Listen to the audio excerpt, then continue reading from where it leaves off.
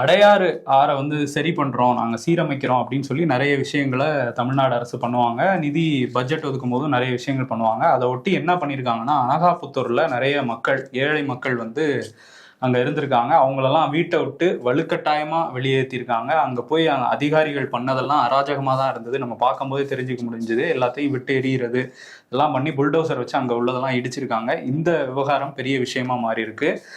தமிழ்நாடு அரசுக்கு ஒரு பெரிய பிளாக் மார்க்காகவும் இந்த விஷயம் மாறி இருக்கு. ஏன்னா கூட்டணியில் இருக்கிற கட்சிகள், குறிப்பா வந்து மார்க்சிஸ்ட் கம்யூனிஸ்ட் வந்து கடுமையான எதிர்ப்பை வந்து பதிவு பண்ணியிருக்காங்க. அடையாறு ஆற்றங்கரையோரம் வந்து நிறைய விலை உயர்ந்த கட்டிடங்கள் வந்து கட்டியிருக்காங்க. பொறியியல் கல்லூரி இருக்கு. அதே நேரத்தில் ஒரு ஒரு கம்யூனிட்டி வில்லான்னு சொல்லி கட்டியிருக்காங்க. அது மேலெல்லாம் பாயாத இந்த புல்டோசர் ஏழைகளோட இடங்கள்ல மட்டும் பாயுது. ஏன் பணக்காரர்கள்கிட்ட தயங்குது தமிழக அரசு அப்படின்னு சிபிஎம்மோட மாநில செயலாளர் சண்முகம் வந்து கேள்வி கேட்டிருக்காரு.